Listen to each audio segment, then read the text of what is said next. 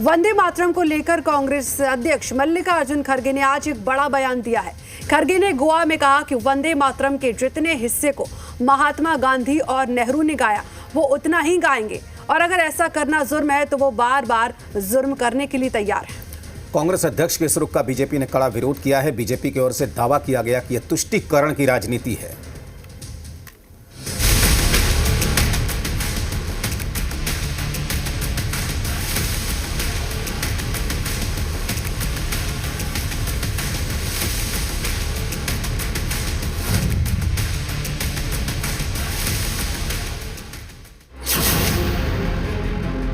गोवा में कांग्रेस अध्यक्ष मल्लिकार्जुन खड़गे की मौजूदगी में वंदे मातरम के सिर्फ 2 छंद गाए गए। इसके साथ ही कांग्रेस ने यह संदेश देने की कोशिश की है कि वो आगे भी अपने कार्यक्रमों में इसी स्वरूप को जारी रखने वाली है।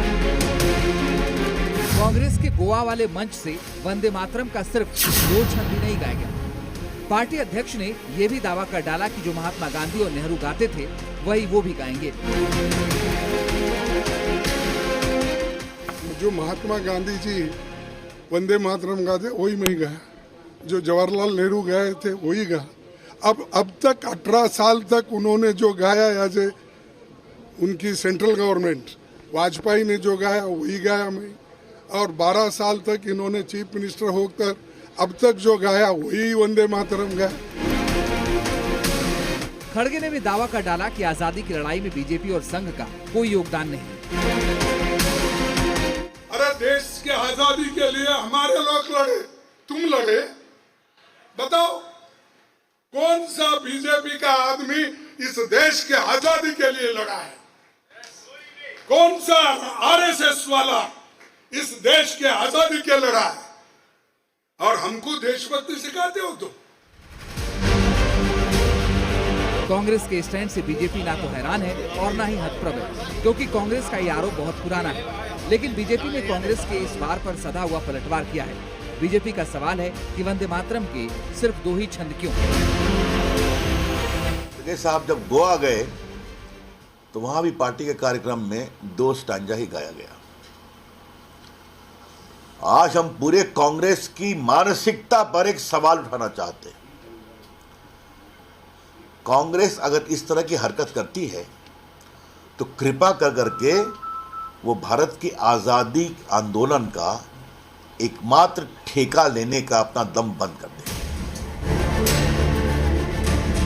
कांग्रेस के सियासी विरोधी पूछ रहे हैं कि वंदे मातरम पर उनका आधिकारिक स्टैंड क्या है। गोवा में वंदे मातरम का 2 पैरा गाया गया, लेकिन दिल्ली में कांग्रेस के 15 अगस्त वाले कार्यक्रम को देश ने देखा।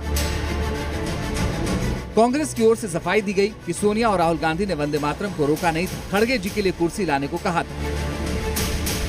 इस वीडियो पर बीजेपी न सिर्फ सवाल उठा रही है बल्कि ये भी पूछ रही है कि कांग्रेस तुष्टीकरण वाली मानसिकता से कब आजाद होगी।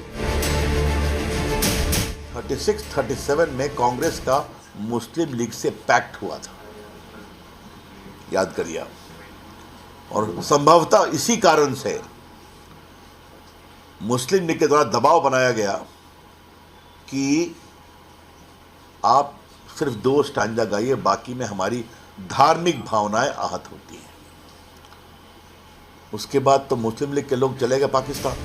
बहरहाल वंदे मातरम पर बहस एक बार फिर से तेज हो गई है, क्योंकि संसद में हाल ही में वंदे मातरम को राष्ट्रगान के बराबर दर्जा देने वाला कानून पास हुआ है और आधिकारिक कार्यक्रमों में पूरा गायन जरूरी किया गया है। देखने वाली बात ये भी होगी कि ये बयान युद्ध कहां जाकर थमता है। ब्यूरो रिपोर्ट, जी मीडिया।